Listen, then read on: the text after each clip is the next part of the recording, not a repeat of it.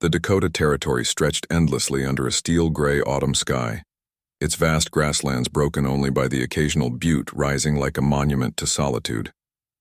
Margaret Meg Sullivan stood on the porch of her weathered cabin, watching storm clouds gather on the horizon with the same resigned acceptance she'd learned to apply to most aspects of her life. At 34, Meg had been a widow for 3 years, ever since consumption had claimed her husband Patrick along with their infant son. The double loss had shattered her world, but what followed had been almost worse. The slow, inexorable rejection by the community of Redemption Creek, a small settlement that had once embraced the young Irish couple as valued members. Without Patrick's charm and business acumen to smooth the way, Meg had discovered just how quickly acceptance could turn to suspicion. Her Irish accent, which had once seemed quaint, was now heard as foreign and potentially dangerous. Her independence, necessary for survival, was viewed as unseemly for a proper widow.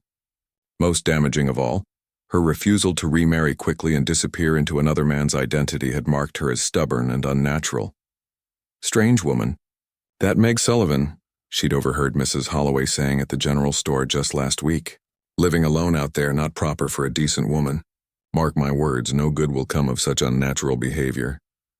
Meg pulled her shawl tighter against the rising wind and tried to push such memories aside. She had work to do before the storm hit.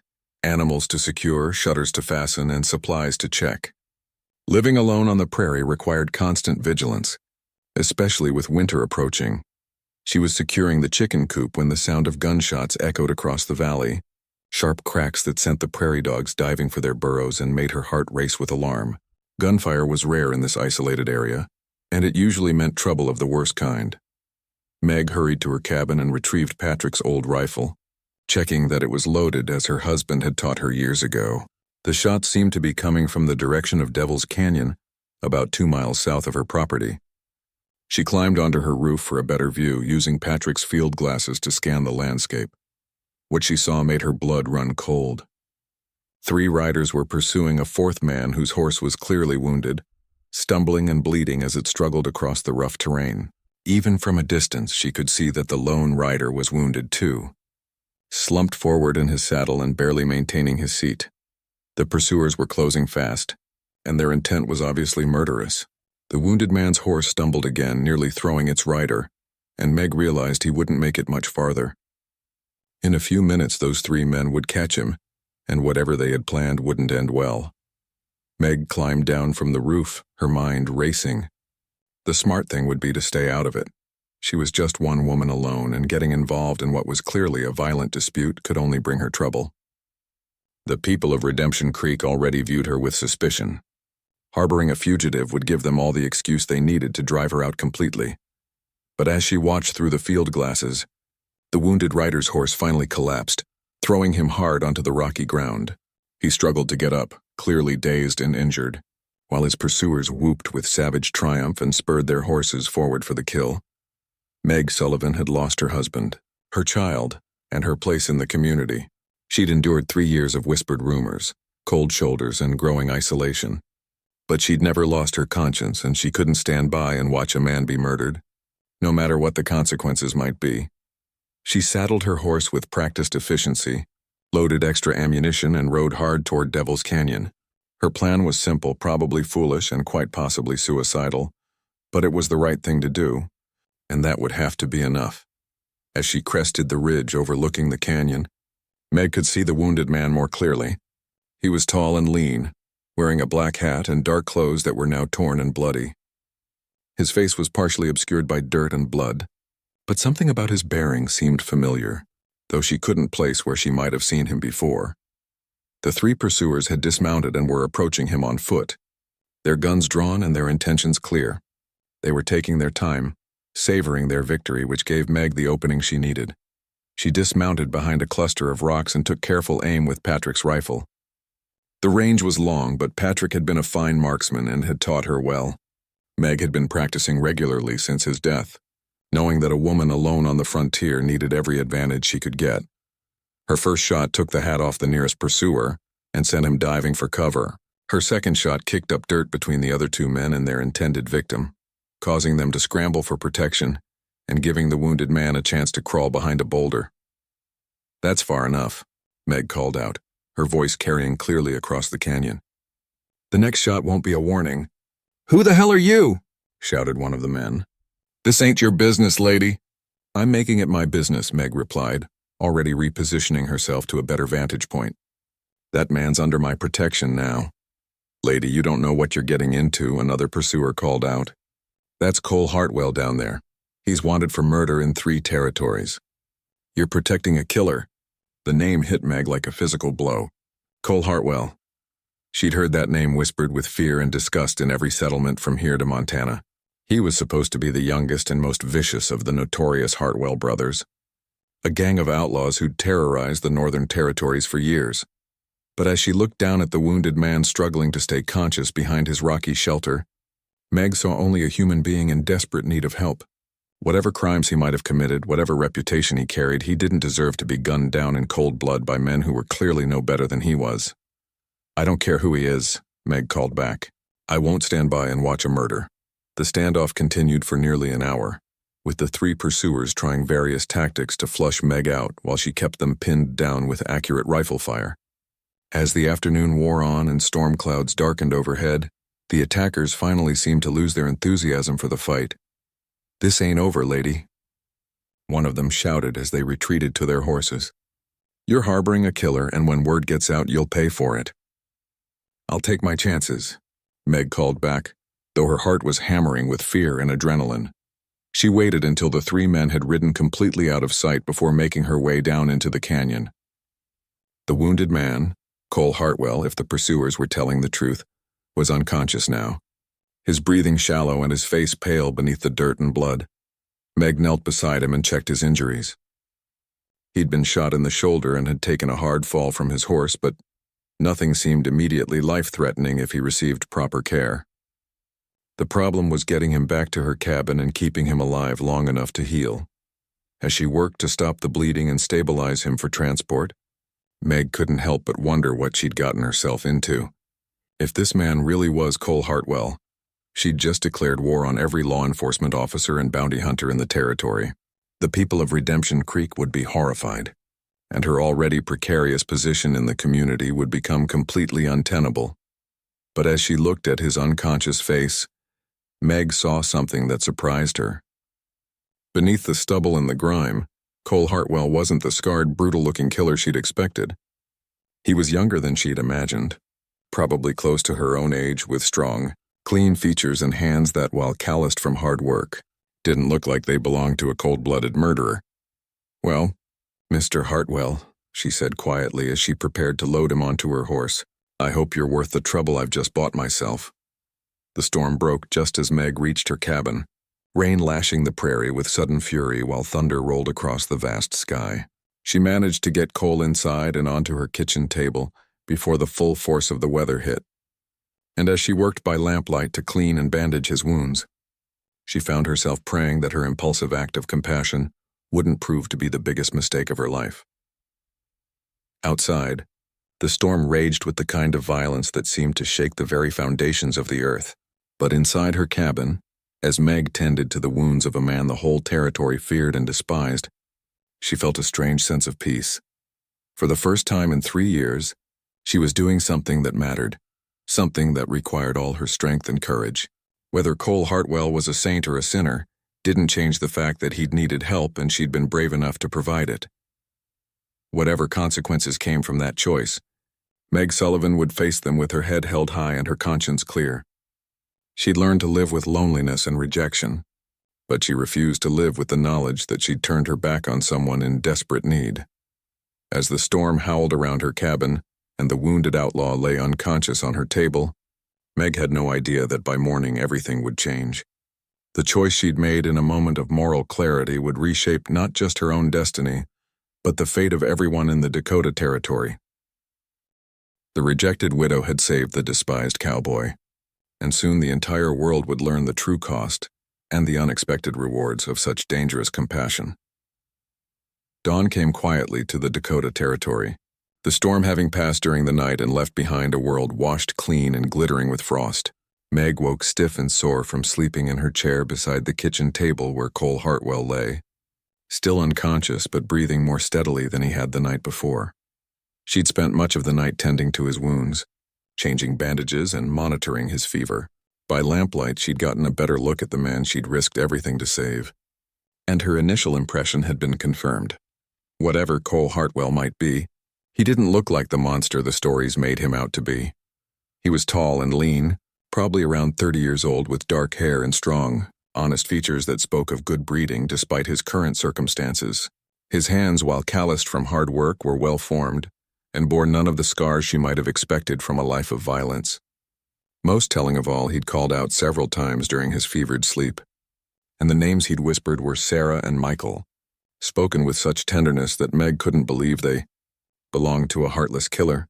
As she prepared coffee and checked his bandages in the pale morning light, Cole's eyes suddenly opened. They were green, she noticed, and filled with confusion and wariness as he tried to process his surroundings. "Easy," Meg said gently, placing a restraining hand on his chest as he attempted to sit up. "You're safe, but you're badly hurt. Don't try to move too quickly." Cole's eyes focused on her face, taking in her auburn hair, gray eyes, and the simple calico dress that marked her as a respectable frontier woman, rather than the kind of person who usually came to his aid. "Who are you?" he asked, his voice hoarse but surprisingly cultured. "Where am I?" "I'm Margaret Sullivan," Meg replied, offering him a cup of water. "You're in my cabin about 15 miles north of Redemption Creek. I found you yesterday being chased by 3 men who seemed intent on killing you." Cole accepted the water gratefully, though his eyes never left her face. "And you helped me? Why?" "Because you needed help," Meg said simply. "Those men were going to murder you in cold blood. I couldn't stand by and let that happen, no matter who you are." "Do you know who I am?" Cole asked carefully. Meg met his gaze directly. "They said you were Cole Hartwell, the outlaw." Cole closed his eyes briefly, as if the weight of that reputation was a physical burden. "And knowing that, you still helped me." "I helped a wounded man who was about to be murdered," Meg corrected. "Whatever else you might be, you were a human being in need at that moment." Cole studied her for a long moment, something like wonder dawning in his green eyes. "Mrs. Sullivan, do you have any idea what you've done? What this could cost you?" "Probably," Meg admitted. "But I've already lost most of what mattered to me. My husband, my child, my place in the community. I won't add my conscience to that list." "Your husband and child?" Cole's expression softened with genuine sympathy. "I'm sorry for your loss." The simple, heartfelt condolence caught Meg off guard. In 3 years, no one in Redemption Creek had spoken of her losses with such genuine compassion. Most people either avoided the subject entirely or offered empty platitudes that felt more like obligations than comfort.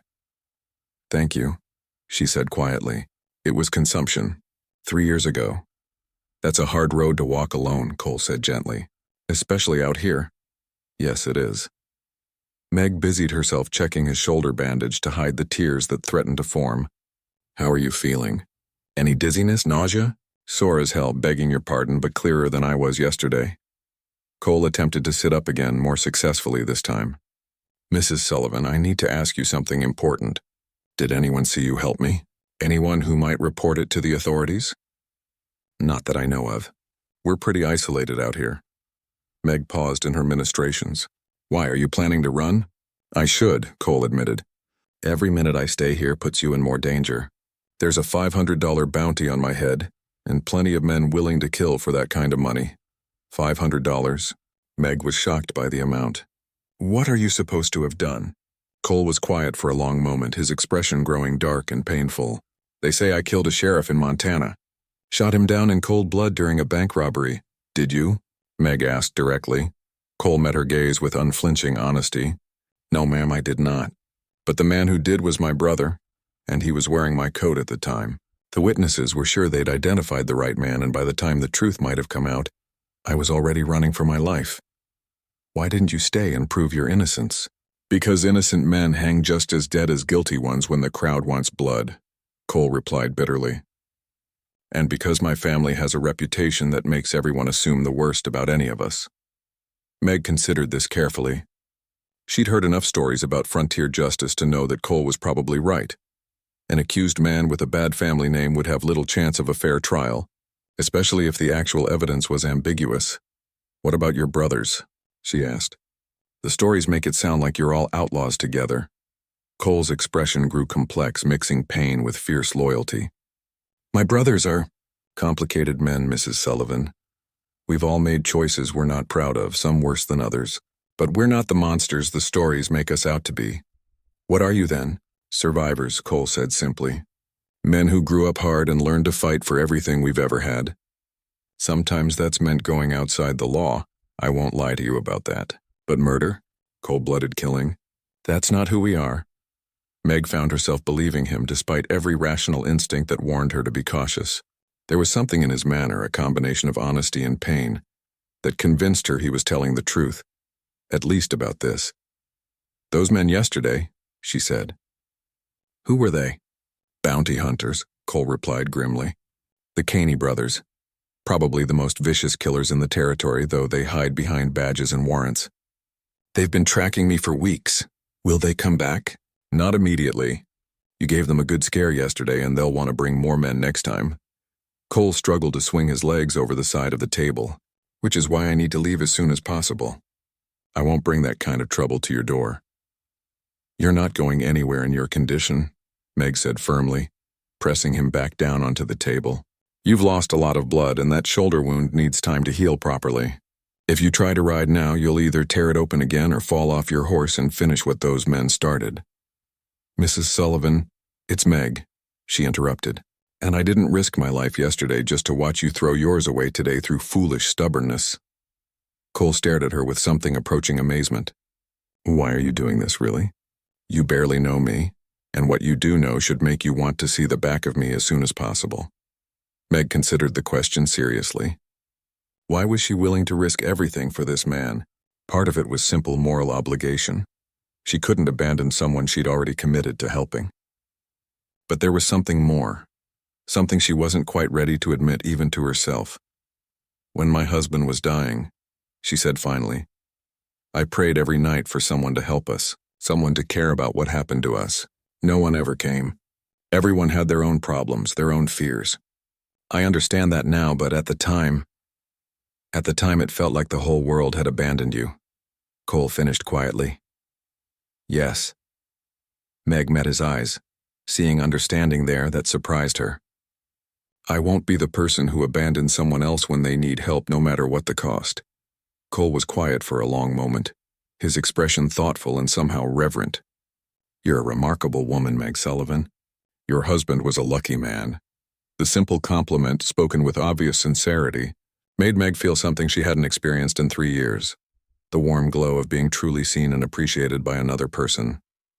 Rest, she said, covering him with a blanket. I'll keep watch and let you know if anyone comes around. You're safe here for now. As Cole drifted back to sleep, Meg settled into her chair by the window and tried to process what she'd gotten herself into. She was harboring a wanted man in her home, risking her freedom and possibly her life for someone she barely knew. But as she watched the Dakota prairie stretch endlessly toward the horizon, Meg felt something she hadn't experienced since Patrick's death, a sense of purpose that went beyond mere survival. For the first time in 3 years, she was needed, and that need gave her life meaning that had been missing for far too long. Outside, the morning sun climbed higher over the vast grasslands, and somewhere in the distance Meg could see riders approaching. Her heart rate quickened until she realized there were far too many of them to be the bounty hunters returning. This was something else entirely, something that would change everything she thought she knew about Cole Hartwell, and the choice she'd made to save him. The rejected widow had given shelter to the despised cowboy, and now she was about to discover that some acts of compassion have consequences far greater than anyone could imagine.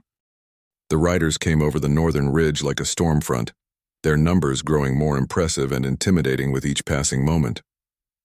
Meg counted at least 30 men, all mounted and armed, moving with the coordinated precision of a military unit across the Dakota grassland toward her isolated cabin. Cole, she called urgently, shaking his shoulder. Wake up, we have company. Cole's eyes snapped open immediately, the alertness of a man accustomed to danger. How many? At least 30 riders coming from the north. Meg handed him Patrick's field glasses. They're still about a mile out, but they're heading straight for us. Cole struggled to sit up, wincing as the movement pulled at his wounded shoulder. He focused the glasses on the approaching riders, and his expression shifted from concern to amazement to something approaching relief. It's all right, he said, lowering the glasses with a smile that transformed his entire face. Those are my brothers. Your brothers? Meg stared at him in shock. All of them? Not all. Cole chuckled, though the sound was strained with pain. But enough of them. That's Nathan leading them. I'd recognize his roan horse anywhere, and that big black beside him has to be carrying Jake. The others will be cousins and men who ride with us. Meg felt her knees go weak as the implications hit her. She'd saved one outlaw, thinking she was helping a single desperate man. Instead, she'd apparently triggered the arrival of what looked like a small army of the most feared criminals in the territory. They're coming to rescue you? She asked faintly. They're coming because I didn't meet them at our planned rendezvous, Cole explained, struggling to stand. When I didn't show up, they probably figured something had gone wrong and started tracking me.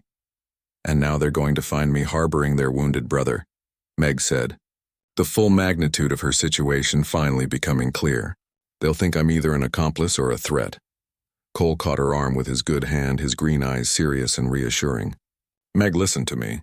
My brothers aren't the monsters the stories make them out to be. They're hard men who've lived hard lives, but they understand honor and loyalty. When they learn what you did for me, they'll protect you with their lives.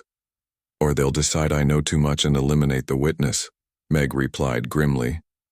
Never, Cole said with absolute conviction. Not when you saved my life. In our family, that kind of debt is sacred. The riders were close enough now that Meg could make out individual faces. The man Cole had identified as Nathan was indeed leading them, tall and broad-shouldered with dark hair and a bearing that spoke of natural command. The one called Jake was even larger, built like a blacksmith but sitting his horse with the easy grace of someone born to the saddle. As they approached the cabin, the riders spread out in a loose semicircle, not threatening but clearly ready for trouble. Nathan raised his hand and the entire group stopped about 50 yards from the cabin, close enough to talk but far enough to avoid seeming aggressive. Cole, Nathan called out, his voice carrying easily across the prairie morning. You in there, brother? Cole appeared in the doorway, leaning against the frame for support but clearly visible to his family. I'm here, Nathan. And I'm all right, thanks to Mrs. Sullivan. Nathan's sharp gaze shifted to Meg, who had followed Cole onto the porch despite her fear. She straightened her shoulders and met his stare directly, refusing to show the intimidation she felt. Mrs. Sullivan, Nathan said, touching his hat brim in a gesture of respect. I'm Nathan Hartwell. I believe you've been caring for my youngest brother. I have, Meg replied, proud that her voice remained steady. He was wounded and being pursued by men who meant to kill him. I couldn't stand by and let that happen. Nathan studied her for a long moment, his expression unreadable. Then he dismounted and approached the porch slowly, his hands visible and non-threatening. Ma'am, I'd like to hear the whole story if you don't mind. Cole's welfare is important to us and we need to understand what happened. Meg told the story simply and directly, how she'd seen the chase, intervened with rifle fire, and brought Cole to her cabin to tend his wounds. She left out nothing, including the fact that the pursuers had identified Cole by name and warned her about harboring a wanted man. When she finished, Nathan was quiet for a moment, then turned to address his men. Jake, take 5 men and scout the area. If those bounty hunters are still around, I want to know about it. Tom, set up a perimeter watch. The rest of you, make camp by the creek but stay ready to move. As his men dispersed to follow orders, Nathan turned back to Meg with an expression that combined gratitude with something approaching awe. Mrs. Sullivan, what you did yesterday took extraordinary courage. You risked your life for a man you didn't know, against odds that should have terrified any sensible person. I did what anyone should do, Meg replied. No, ma'am, Nathan said seriously. You did what very few people would do. Most folks would have stayed inside and minded their own business. Hell, most people would have helped the bounty hunters if they thought there was reward money involved. Jake Hartwell had returned from his scouting mission and approached the porch. Up close, he was even more imposing than he'd appeared from a distance. Easily 6.5 feet tall with shoulders that seemed wide enough to block out the sun. But his eyes, Meg noticed, held the same basic decency she'd seen in Cole's. Nathan, Jake said quietly, we found sign of the men who were chasing Cole. 3 riders, heavily armed, camped about 5 miles south last night. They're gone now, but they left enough tracks to follow if we want to pursue them. The Caney brothers, Cole said grimly. Let them go for now. We've got bigger concerns. Agreed, Nathan replied. Then he turned back to Meg with formal courtesy. "Mrs. Sullivan, my family owes you a debt we can never fully repay. You saved my brother's life, and that means everything to us." "I don't want any reward," Meg said quickly. "I just did what was right." "I know you don't want anything," Nathan replied with a slight smile. "That's what makes the debt so significant. But whether you want it or not, you now have the protection and loyalty of every man who rides with the Hartwell family." "What does that mean exactly?" Meg asked. "It means that anyone who threatens you threatens us," Jake said in his deep, rumbling voice. "It means that if you ever need help anywhere in this territory, you can call on us and we'll come running. And it means," Nathan added, "that we're going to make sure the men who were hunting Cole never bother you again." Meg felt a chill of apprehension. "You're not going to kill them, are you? I didn't save Cole's life just to watch you start a war." Nathan and Jake exchanged glances, and Cole struggled to his feet to join the conversation. "The Caney brothers aren't lawmen," Cole explained. "They're killers who use bounty hunting as an excuse to murder people for money. They've left a trail of bodies across 3 territories, and they won't stop hunting me just because they failed yesterday." "So, what are you proposing?" Meg asked. "We're going to convince them that pursuing any member of our family is too dangerous to be profitable," Nathan said calmly. "Once they understand that, they'll find easier targets." Meg wanted to object, to argue for a peaceful solution, but she was beginning to understand the harsh realities of frontier justice. Men like the Caney brothers weren't going to be deterred by legal proceedings or moral arguments. They only understood strength and consequences. "What about me?" she asked. "What happens when word gets out that I helped Cole and that you're protecting me? The people in Redemption Creek already view me with suspicion. This will make me a complete outcast." "Maybe," Nathan acknowledged. "Or maybe it will make them realize they should treat you with more respect. Sometimes fear can substitute for understanding, at least until understanding has time to develop." Cole moved closer to Meg, his expression serious and concerned. "Meg, I'm sorry this got so complicated. I never intended for you to get caught up in our family's troubles." "I made my choice with clear eyes," Meg replied. "I'm not sorry I helped you, even if it does complicate my life." "It doesn't have to complicate your life," Nathan said thoughtfully. "There are other options." "What kind of options?" Nathan looked at his brothers, seeming to weigh his words carefully. "The Hartwell family has resources, Mrs. Sullivan. Land, money, protection. If living in Redemption Creek becomes impossible, we could help you start over somewhere else. Somewhere you'd be respected and safe. Or," Jake added with surprising gentleness, "you could stay here and let us make sure you're respected and safe right where you are." Meg felt overwhelmed by the rapid changes in her circumstances. Yesterday morning she'd been a lonely widow barely tolerated by her community. Now she was under the protection of the most notorious outlaw family in the territory, with options she'd never imagined possible. "I need time to think," she said finally. "This is all happening very fast." "Of course," Nathan replied. "Take all the time you need. We'll be camped nearby for several days while Cole recovers, so there's no rush to decide anything." As the Hartwell brothers began organizing their temporary camp, Meg retreated to her cabin to process what had just occurred. She'd saved one man's life and somehow acquired an entire army of protectors in the process.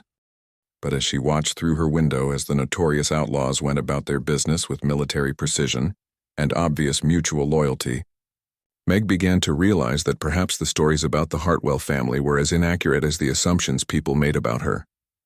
These men weren't the savage killers of frontier legend. They were a family, unconventional and dangerous perhaps, but united by bonds of loyalty and honor that many supposedly respectable families would envy. The rejected widow had saved the despised cowboy, and in doing so, she'd discovered that sometimes the most unlikely alliances produce the most extraordinary results. Tomorrow would bring new challenges and new choices, but for the first time in 3 years, Meg Sullivan wasn't facing them alone. 3 days into the Hartwell family's encampment near her cabin, Meg was beginning to understand why these men commanded such fear and respect throughout the territory. What she'd initially mistaken for a gang of outlaws was actually a highly organized, quasi-military operation run with the efficiency of a cavalry unit and the loyalty of a brotherhood. Nathan Hartwell, she'd learned, was not just the eldest brother but a natural leader who'd kept his family together through years of hardship and conflict. Jake served as his second-in-command and enforcer, but also showed a surprising gentleness when dealing with the horses and the younger men in their group. Cole, despite his reputation as the most dangerous brother, was clearly the family diplomat, educated, thoughtful, and skilled at reading people and situations. "They're not what I expected," Meg confessed to Cole as they sat on her porch watching the camp activities in the distance. "What did you expect?" Cole asked, flexing his wounded shoulder to test its healing progress. "Savages, I suppose. Brutal men who took what they wanted and killed anyone who got in their way."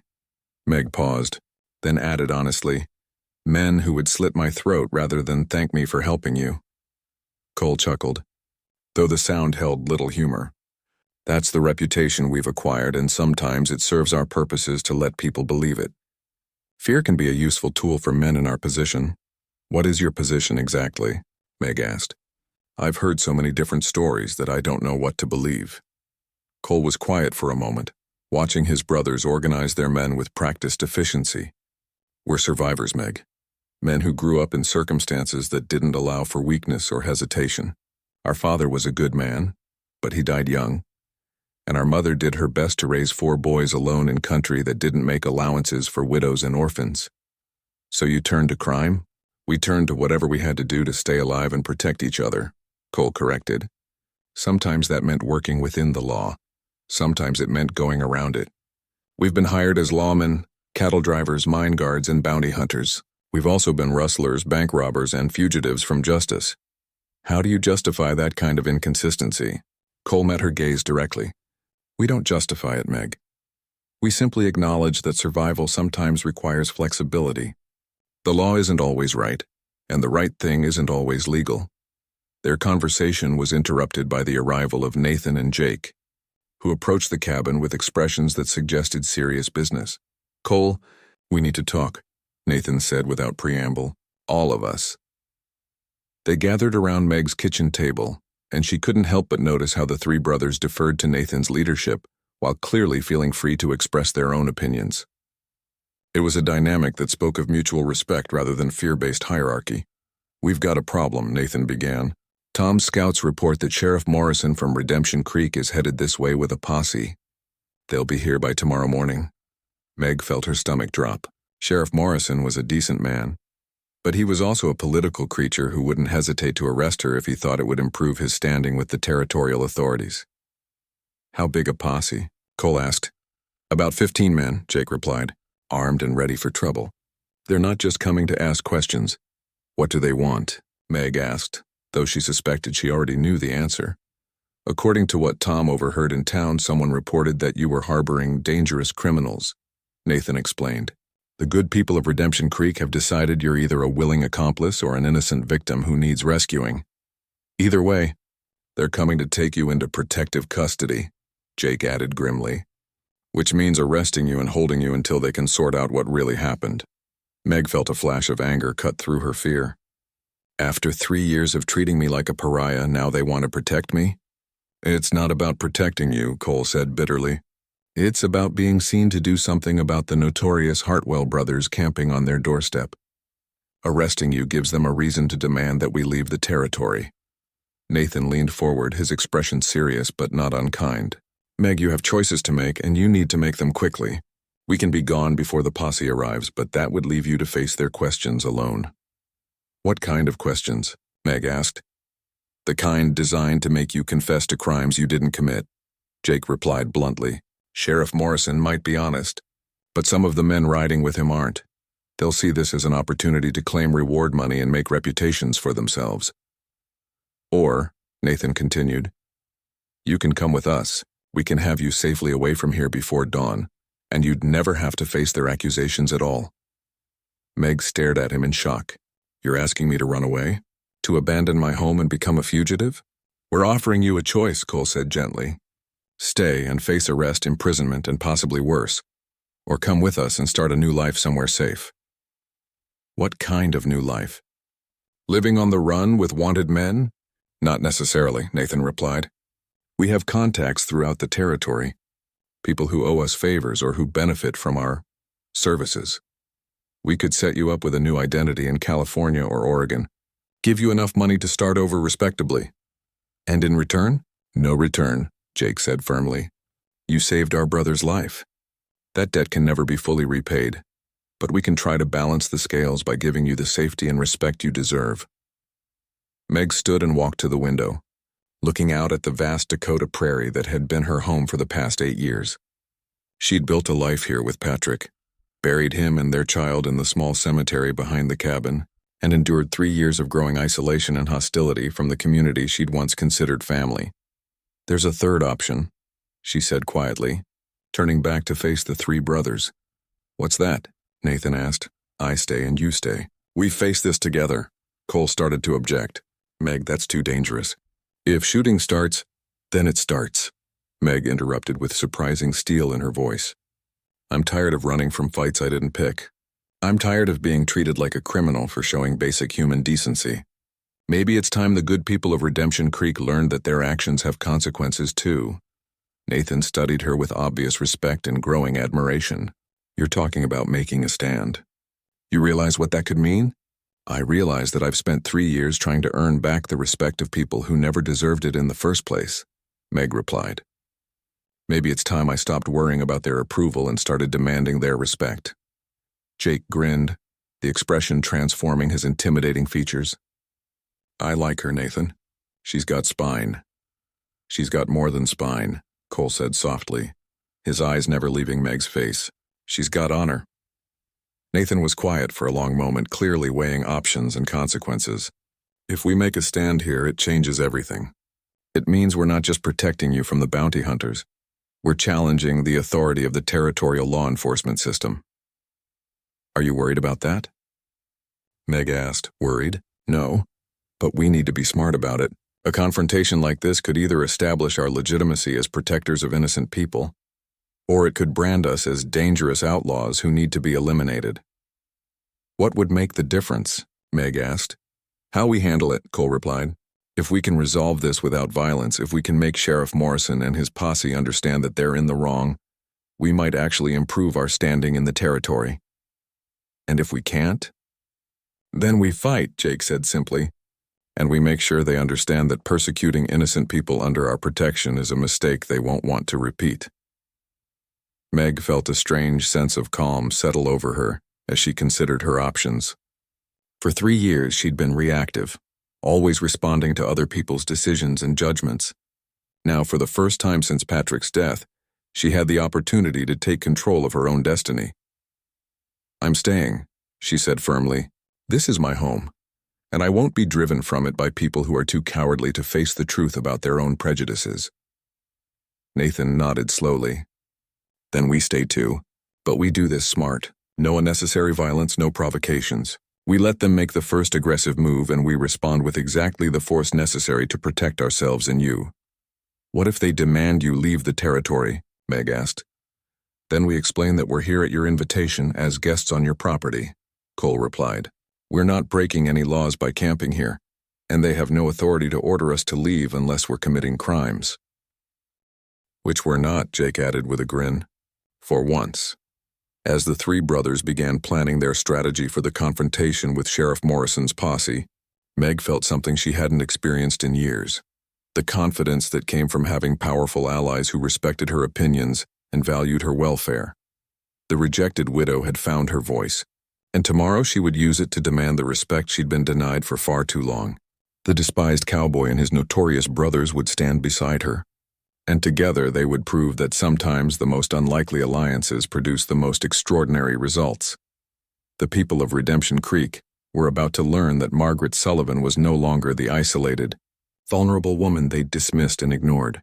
She was under the protection of the Hartwell family, and that changed everything. Sheriff Morrison arrived at dawn with his 15-man posse, their horses' hooves drumming against the prairie earth like distant thunder.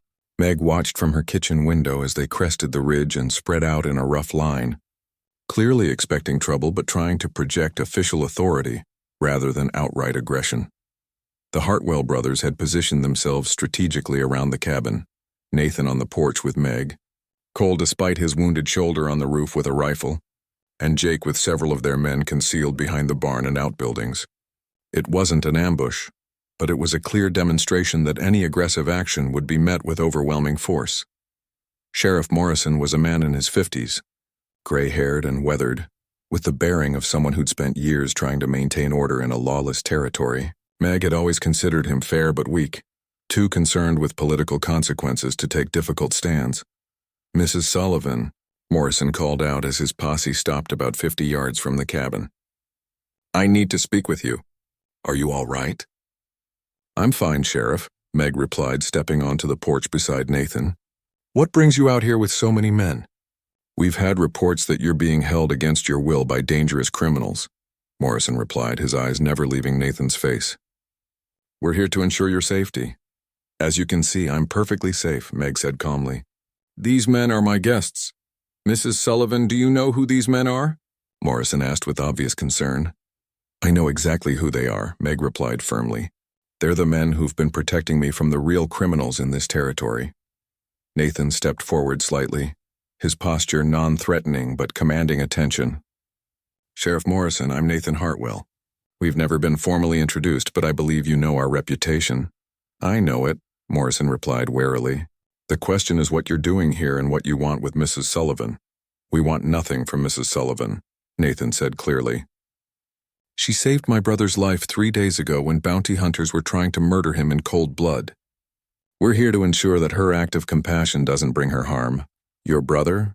Morrison's gaze shifted to Cole, who was clearly visible on the roof despite his concealed position. "That would be Cole Hartwell, wanted for murder in Montana Territory." "That would be Cole Hartwell, falsely accused of murder in Montana Territory," Nathan corrected. "A crime he didn't commit, committed by men who used his identity to escape justice." "That's not for me to determine," Morrison replied. "He's wanted by territorial authorities and it's my duty to arrest him." "On what charges?" Meg interjected before Nathan could respond. "He's committed no crimes in Dakota Territory, and he was the victim of attempted murder when I found him." "Are you planning to arrest him for being shot?" Morrison looked uncomfortable, clearly not having expected such direct questioning from the widow he'd assumed would be grateful for rescue. "Mrs. Sullivan, harboring a fugitive is a serious crime. Providing medical aid to a wounded man is a moral obligation," Meg shot back. "And since when is it a crime to have guests on my own property?" "When those guests are wanted outlaws," said a harsh voice from among the posse members. Meg recognized the speaker as Deputy Clayton, a young man with political ambitions and a reputation for brutality. "Deputy Clayton," Nathan said mildly, "I don't believe anyone asked for your opinion." "I don't need permission to speak," Clayton replied aggressively. "And I don't need permission to arrest criminals who threaten the peace of our territory." "What peace would that be?" Jake's deep voice carried clearly from behind the barn. "The peace that lets bounty hunters attempt murder in broad daylight. The peace that ostracizes widows for showing Christian charity." Clayton's hand moved toward his gun, but Sheriff Morrison quickly gestured for restraint. "Everyone stay calm. This doesn't have to escalate into violence." "You're right, it doesn't," Nathan agreed. "All you have to do is recognize that Mrs. Sullivan has broken no laws, committed no crimes, and deserves to be left alone to live her life in peace. She's harboring wanted criminals," Deputy Clayton insisted. "She's providing hospitality to men who've done nothing wrong in this territory." Cole called down from the roof. "If you want to arrest someone, Deputy, maybe you should start with the Caney brothers, who attempted murder 3 days ago right here on Dakota soil." "The Caney brothers are licensed bounty hunters," Clayton replied. "The Caney brothers are killers with badges," Nathan said coldly. "And if you're more concerned with protecting them than protecting an innocent woman who showed courage when it mattered, that says everything we need to know about your concept of justice." Sheriff Morrison held up his hand for silence, clearly trying to regain control of a situation that was rapidly spiraling beyond his authority. "Mrs. Sullivan, I need to ask you directly, are you here of your own free will?" "Completely," Meg replied without hesitation. "And you're not being coerced or threatened in any way?" "The only people who've threatened me are the bounty hunters who promised retaliation for helping Cole," Meg said pointedly. "These men have offered me nothing but protection and respect." "Protection from what?" Morrison asked. "From people who think that showing basic human decency to someone in need makes me a criminal," Meg replied with growing steel in her voice. "From a community that spent 3 years treating me like a pariah for the crime of being a widow without male protection." Morrison looked genuinely surprised by the bitterness in her voice. Mrs. Sullivan, I had no idea you felt that way about your situation in Redemption Creek. Of course you didn't, Meg said. Because none of you ever bothered to ask. You just assumed I was grateful for whatever scraps of tolerance you threw my way. Now see here, Deputy Clayton interjected angrily.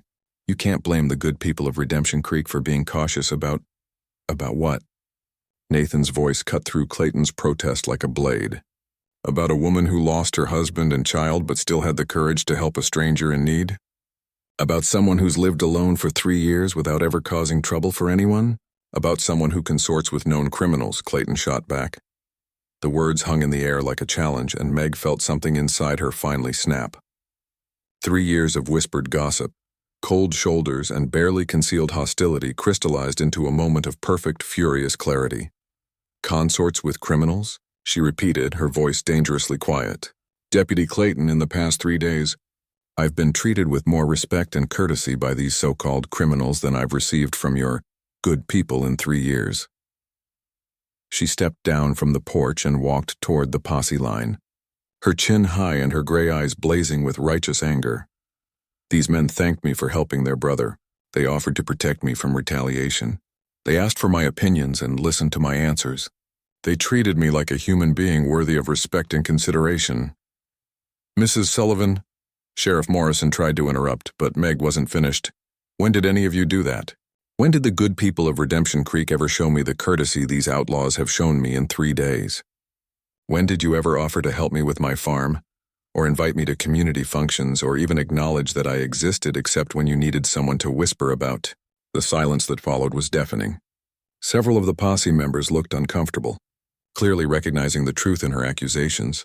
So yes, Deputy Clayton, Meg continued, her voice carrying across the prairie morning with absolute conviction, I consort with these men. I'm proud to call them friends. And if that makes me a criminal in your eyes, then your justice isn't worth having.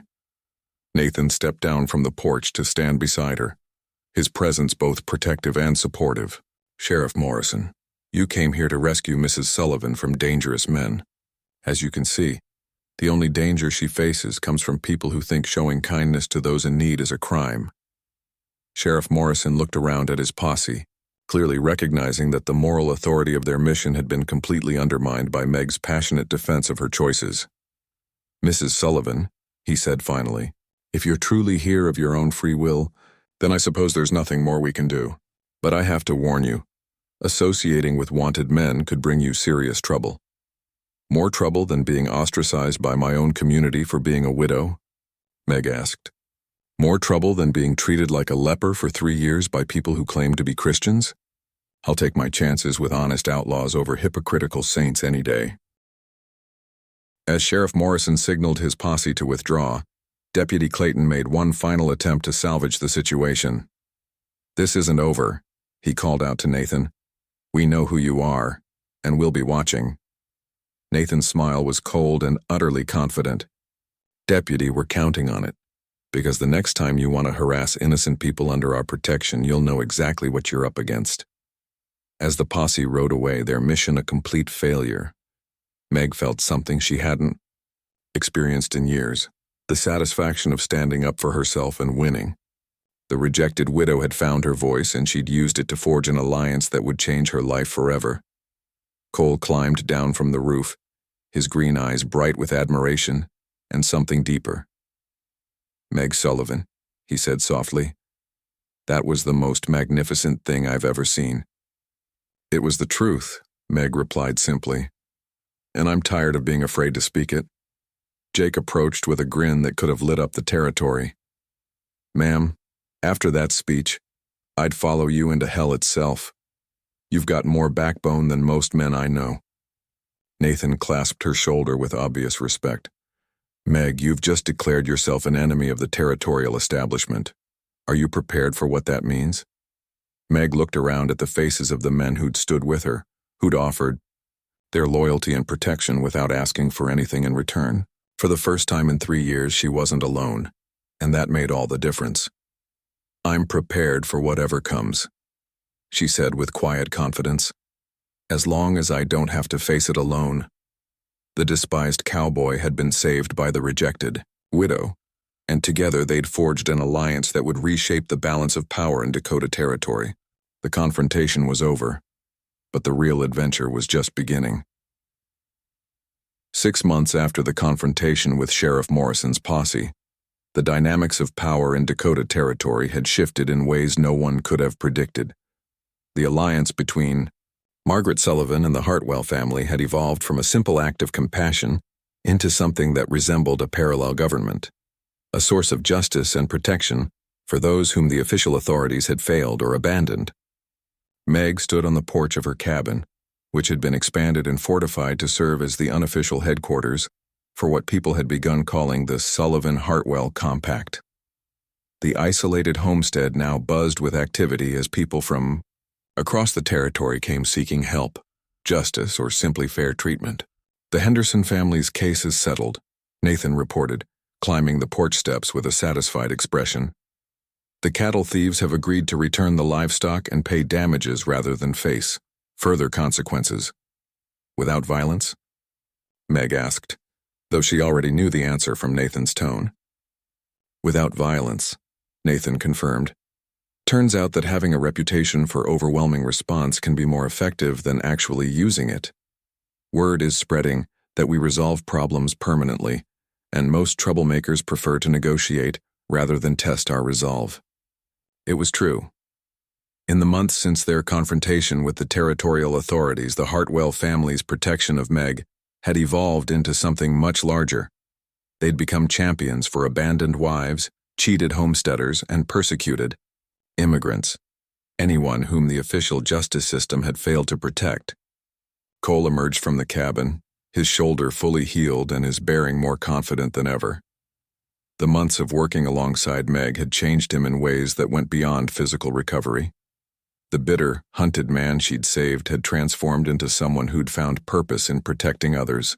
"The territorial governor wants to meet with us," he announced, holding up an official-looking letter. He's calling it an inquiry into irregular law enforcement activities, but his tone suggests negotiation rather than confrontation. "What does he want?" Meg asked. "Recognition," Nathan replied with a slight smile. "6 months ago we were wanted outlaws. Now we're providing more effective law enforcement than his official deputies. He's pragmatic enough to see the value in legitimizing our operations."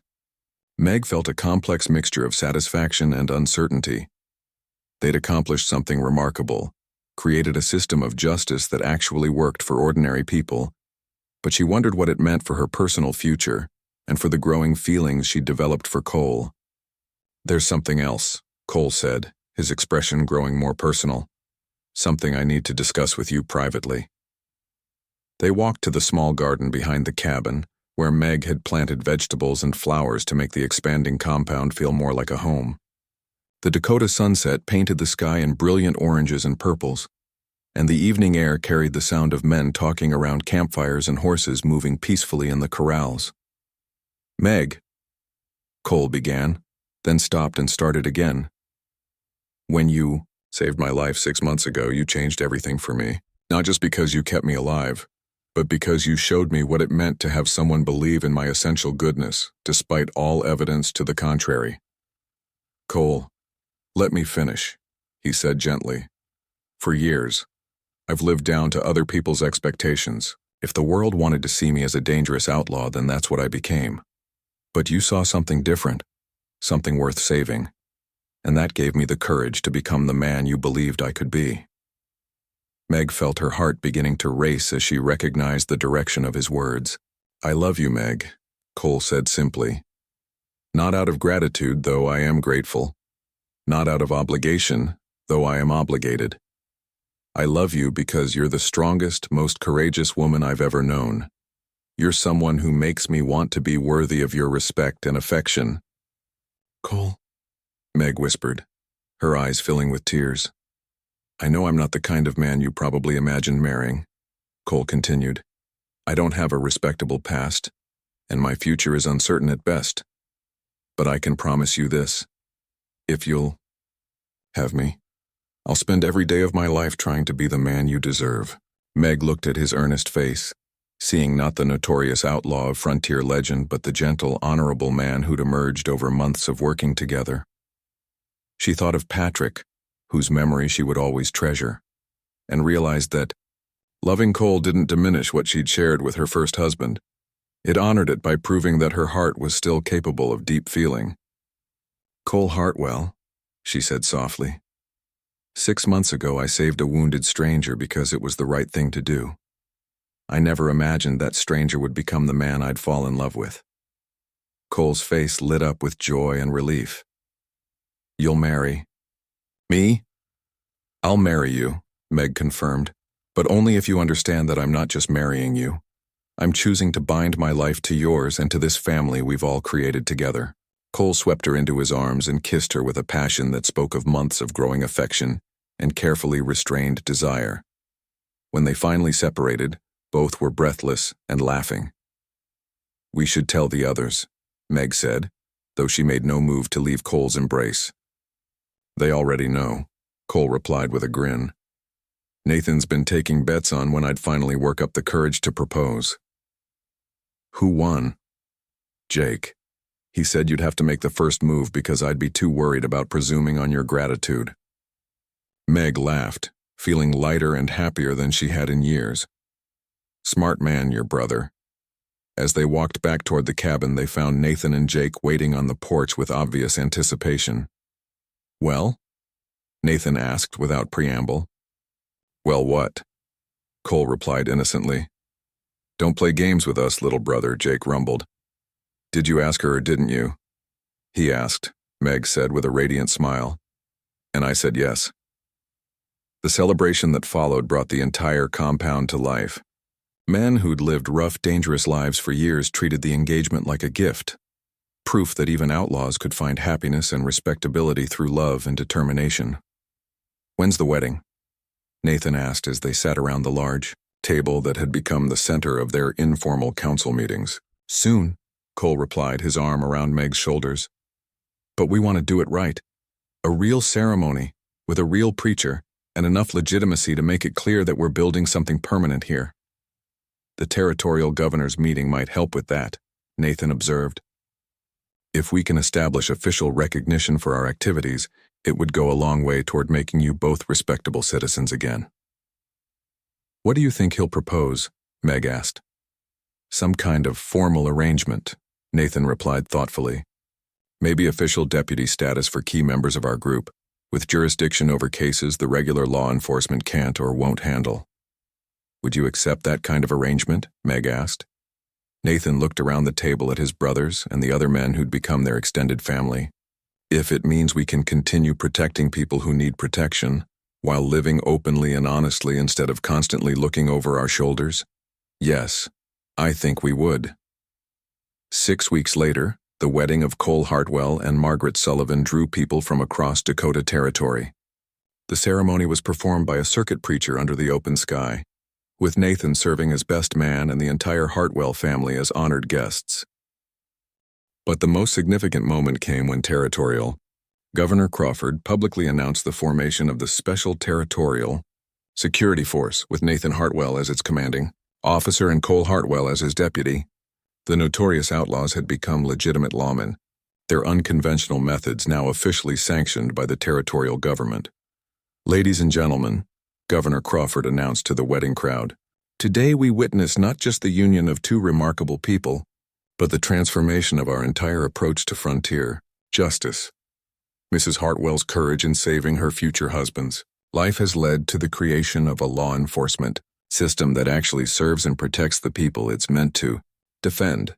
As Cole and Meg exchanged rings and vows, surrounded by former outlaws who'd become protectors and outcasts who'd found acceptance, the symbolic power of their union was clear to everyone present. The rejected widow had saved the despised cowboy, and together they'd created something unprecedented in the American West. A family bound not by blood but by choice, a community dedicated to protecting the vulnerable, and a love story that proved the most unlikely beginnings could produce the most extraordinary results.